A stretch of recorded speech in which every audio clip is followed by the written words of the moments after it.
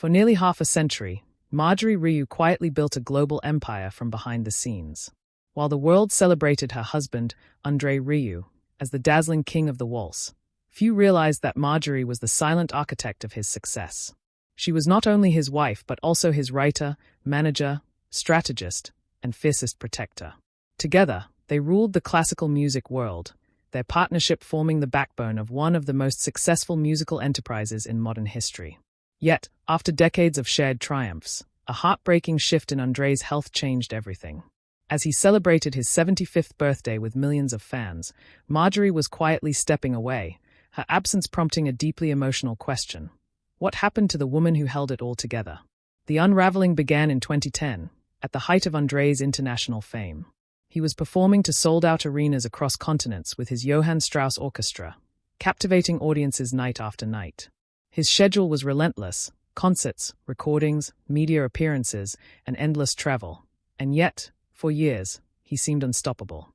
There were no sick days, no delays, not even jet lag could slow him down. But one night, during a short holiday in Belgium with Marjorie, everything changed.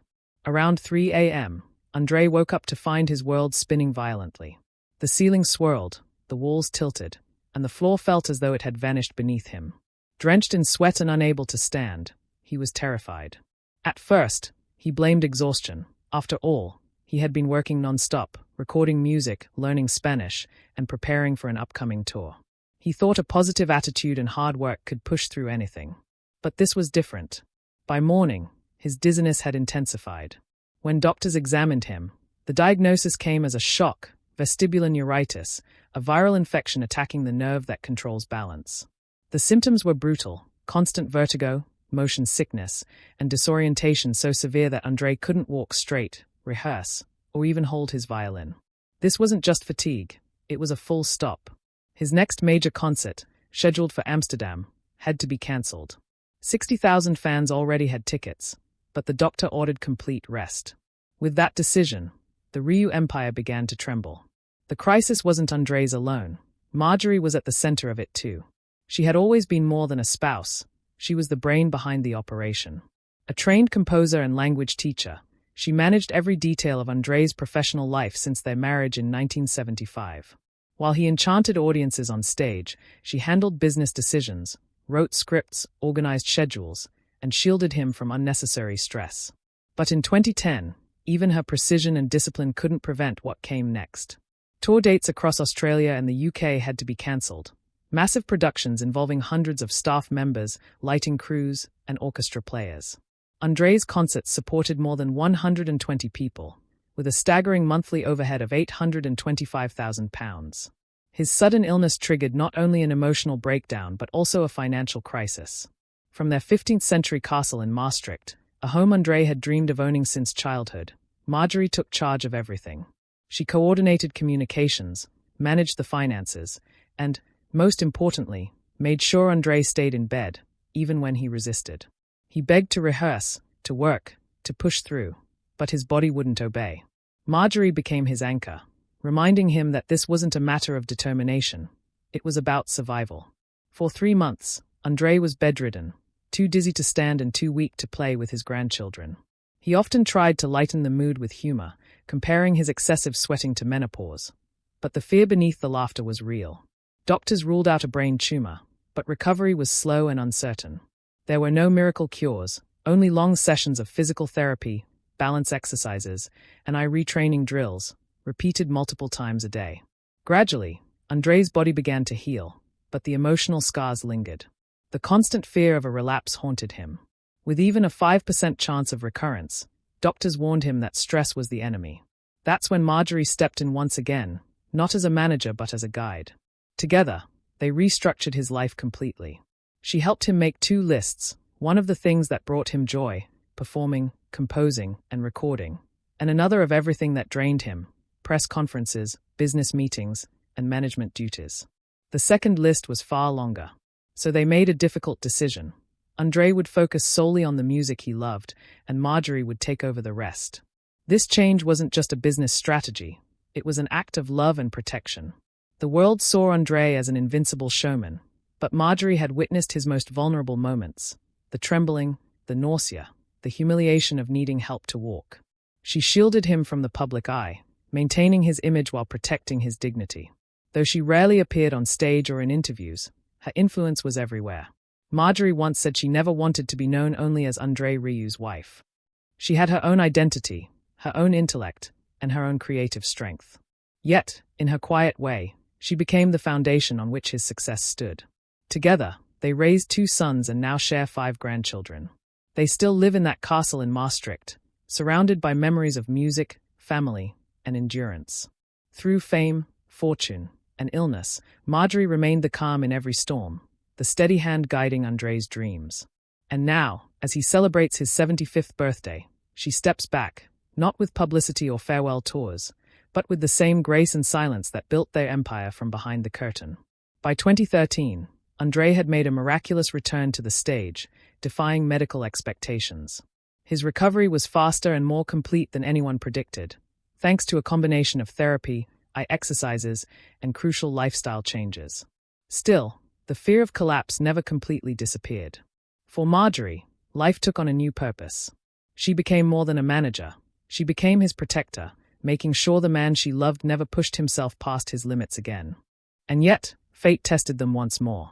In 2017, André suffered another health scare, not from infection or exhaustion this time, but from the relentless demands of his career. The endless travel, the leadership pressures, and the emotional strain had begun to take a toll again. This time, he listened. He hired a personal trainer, overhauled his diet, and built a new routine focused on strength, balance, and rest. It wasn't about appearance, it was about survival. Every movement, every meal, every exercise was tailored to rebuild his body and preserve his energy. Slowly, his vitality returned. But this transformation wasn't his alone, it was theirs. Behind every note, every waltz, and every standing ovation was the unwavering presence of Marjorie Rieu, the woman who built the empire, protected it through crisis, and stepped back only when she knew André could stand strong again. While the world continues to see the smiling maestro leading his orchestra with grace, few notice the quiet strength of the woman who kept it all from falling apart. The orchestra soon followed his example. Inspired by their leader's discipline and commitment, the musicians began transforming their routines. They started scheduling time in hotel gyms, signing up for Zumba classes, and even training for marathons while on tour. Slowly, the backstage culture evolved. Health and wellness were no longer treated as optional luxuries. They became part of the orchestra's rhythm, as essential as the music itself. If you've ever wondered how a man in his 70s can perform for hours each night, from 8 p.m. to midnight, across ever-changing time zones, the secret lies in 3 simple but powerful things: rest, discipline, and the unwavering support of a team walking the same path beside him. These days, André keeps his circle small and close-knit. He carries family photos inside his violin case, small reminders of the people who ground him. Before every concert, his sons send him pictures of his grandchildren, and he wears his wedding ring on a chain around his neck instead of his finger, a small but meaningful precaution against stage mishaps. These aren't just habits, they are rituals of connection. When you're constantly traveling, giving your heart to audiences across the world, these tiny fragments of home help you stay centered. And speaking of home, that grand castle in Maastricht isn't just a symbol of success, it's a sanctuary. It's where Marjorie waits, quietly watching every performance from the sidelines. She has never needed the spotlight to make an impact. For over 40 years, she's been the quiet architect of André's career, writing his biography, organizing concerts, handling logistics, and keeping his focus aligned with what truly matters. Their love story began decades ago, glowing with the same warmth it still carries today. In the 1970s, Marjorie was a language teacher in Nijmegen, and André was the charming young man she met at his sister's summer class party. When they reconnected years later, they didn't hesitate. They fell in love quickly and deeply. But not everyone celebrated their union. André's parents, more conservative in their ways, were hesitant about Marjorie's free-spirited, flower-child nature. Still, the couple pushed forward, united by their shared values. Both had grown up in disciplined households that prized hard work, and that mutual work ethic became the cornerstone of their relationship. By 1978, André had joined the Limburg Symphony Orchestra and was performing with Gemma Serpent's Salon Group. Around that same time, Marjorie discovered she was pregnant. Life suddenly became a juggling act, teaching music, raising their child, and performing in retirement homes just to make ends meet. To say things were hectic would be an understatement. But they didn't give up. Marjorie wasn't just supportive, she was strategic. She wrote talking points for their performances, designed promotional brochures, and even worked event booths to book shows. There were times when they played free concerts in small halls for only a handful of people, still dreaming of packed theaters and international tours. When success finally came with the 1994 album Strauss & Company and the viral rise of the second waltz, it wasn't luck, it was the result of years of relentless perseverance. Yet, even then, the road wasn't smooth. In 2008, the construction of a replica of the Schönbrunn Palace nearly pushed them into financial ruin. Marjorie endured sleepless nights as money seemed to vanish faster than it came in. But she stayed calm, methodical, and strong. Their son Pierre eventually joined the family business, adding a sharp business sense that complemented André's artistic passion. Even now, Marjorie prefers the shadows to the spotlight. She rarely allows new photos, avoids interviews unless absolutely necessary, and often travels under her maiden name to keep her privacy intact. It isn't shyness, it's choice. While André continues to charm audiences around the globe, Marjorie quietly retreats, ensuring the balance between fame and family remains intact. At home, André has slowed down, savoring quiet moments. He enjoys cooking carefully planned organic meals, and one of their favorite spaces to unwind is the orangery, a tranquil indoor garden André designed himself. Filled with exotic plants, butterflies, and koi gliding beneath Tuscan-style murals, it's a peaceful escape from the frenzy of touring life. But where does André's relentless drive truly come from? The answer leads back to one man, Edgar Coleman, his Jewish father-in-law and one of the silent architects of his success. Edgar wasn't famous, nor did he ever step on stage, yet his story shaped André profoundly. A Holocaust survivor, Edgar escaped Berlin in 1932, and his family joined him in Maastricht 2 years later. During the war, he hid with the help of a brave Dutch girl named Nelly, who later became his wife and André's mother-in-law. Nelly risked her life to join the Dutch resistance, helping Jewish families survive. Decades later, she received a letter from an Israeli family thanking her for saving their grandmother's life, a reminder of the courage that ran deep in André's family story. When André married Marjorie in 1975, he inherited more than love. He gained a treasure trove of music. Edgar's prized possession wasn't money or artifacts, but a vinyl collection of more than 300 records. For André, who had been raised on Bach, Beethoven, and Bruckner, it was like stepping into color after a lifetime in black and white. Those records opened his ears to operettas, 1920s melodies, and even pop icons like the Beatles and the Rolling Stones. He didn't just listen, he absorbed. That collection became the creative blueprint for the early Maastricht Salon Orchestra, shaping their repertoire, tone, and charm. The joy and nostalgia that define André's performances today can all be traced back to Edgar's musical influence and Marjorie's early guidance. But Edgar's impact went deeper than sound. It was emotional. He taught André to feel the soul behind every note. That influence lives on, especially when André performs Have a Nagila, a cherished klezmer tune. His 2010 rendition has garnered over 14 million views on YouTube, becoming one of the most watched classical music performances online. It's no coincidence. It's a tribute to Edgar, to survival, and to the strength of those who rebuild from ashes. When André performs in Israel, the energy is electric. He often includes Jerusalem of Gold and other local favorites, seamlessly blending cultures into one shared celebration of life and resilience. Since 2018, he's returned to Tel Aviv regularly, each time feeling more like coming home than simply performing. Behind every note, Edgar's story still guides him. André understands the fragility of life and the beauty of rebuilding, and it fuels his mission to celebrate life through music. His message remains timeless. Keep dreaming, keep dancing, keep going. Even during the COVID-19 lockdowns, when concert halls fell silent, André found new ways to connect. He baked cakes for neighbors and organized a virtual concert, Magical Maastricht, streamed worldwide, bringing the warmth of live performance into countless homes.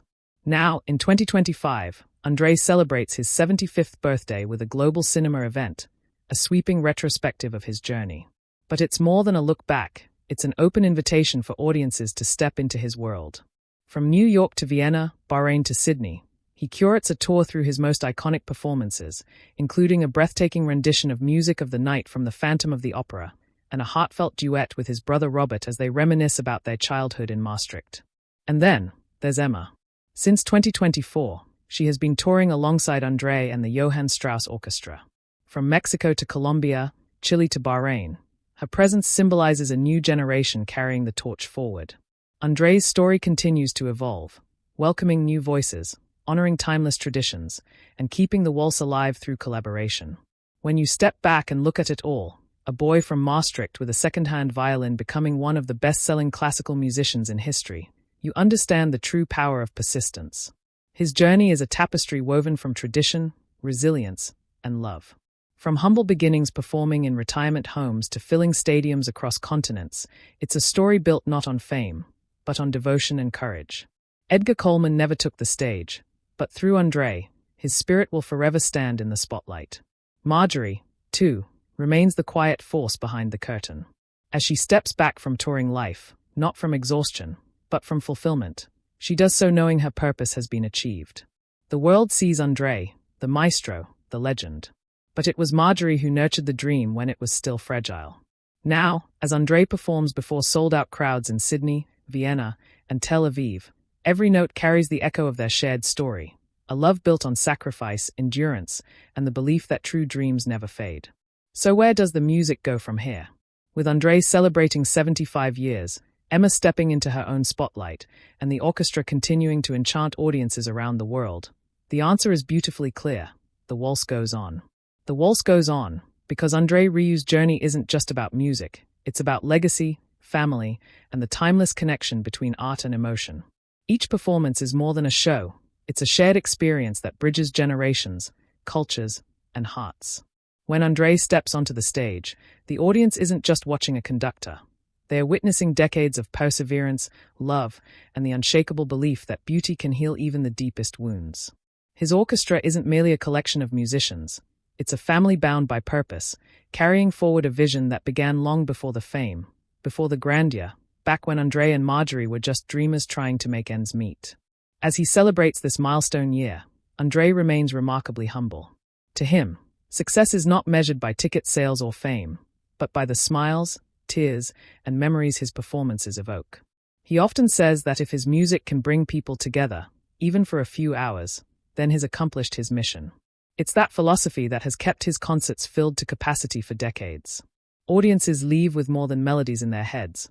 They carry home a sense of joy, nostalgia, and renewed faith in the beauty of life itself. Behind the curtain, the rhythm of his world continues in quiet harmony. Pierre, now a key figure in the Rieu enterprise, manages the logistics of global tours, ensuring that every concert runs with precision. He has inherited both his parents' work ethic and their creative spirit. Emma, with her fresh energy and grace, represents the new generation, blending her unique style with the timeless charm of the waltz. The future of the orchestra feels secure in their hands, a seamless continuation of what André and Marjorie built with such care. At home in Maastricht, life moves at a gentler pace. When the tours end and the applause fades, André retreats to his sanctuary, the orangery. There, among the fluttering wings of butterflies and the soft scent of citrus blossoms, he finds peace. Sometimes he tends to his plants, other times, he sits quietly, reflecting on how far he's come. He often says that music is like nature, both require patience, balance, and love to flourish. It's in those tranquil moments that André feels closest to the people who shaped him, his parents, Marjorie, and Edgar, whose spirit still lingers in every note played. Even now, André continues to dream of new projects. There are talks of another world tour, new recordings, and collaborations that bring classical music to younger audiences in innovative ways. He's passionate about ensuring that the waltz, the heartbeat of his art, remains alive for generations to come. He envisions open-air concerts where children and grandparents dance side by side, united by rhythm and joy. Because to him, music has never been about status or sophistication. It has always been about connection. Marjorie, though now more withdrawn from the public eye, still plays a quiet role in shaping André's creative vision. She reviews plans, offers advice, and keeps him grounded in the values they built their lives upon: simplicity, gratitude, and authenticity. Their love, tested through hardships and triumphs, remains the anchor that steadies the whirlwind of fame.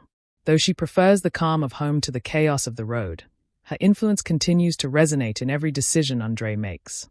André's story, like his music, is cyclical. It returns, evolves, and expands, but it never truly ends. The laughter of audiences, the rise of the orchestra, and the echo of the violin all remind us that art, when created with sincerity, outlives its creator. His concerts are a living testament to that truth. Each performance becomes a bridge between past and present, a conversation between the spirits of those who inspired him and the souls of those who listen today. As André steps into the next chapter of his life, there's a sense of calm acceptance. He knows time moves forward, but he also knows that the music he and Marjorie created together will continue to dance through the hearts of millions. For him, legacy isn't about fame, it's about impact. It's about how many people feel less alone because of his melodies, how many families found a moment of unity through his concerts, and how many young dreamers dare to pick up an instrument because of the joy he brought to the world. So as the lights dim and the first notes of the orchestra swell, the message is clear. The waltz isn't just music, it's life itself.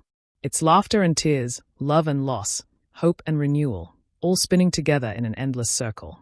Andrè Rièu may one day step away from the stage, but his spirit, like the music he devoted his life to, will never stop moving. It will continue to echo through concert halls, across generations, and deep within every heart that's ever been touched by his sound. And so, as André celebrates 75 years of a life lived in harmony with his art, one truth remains unwavering: the waltz goes on, forever.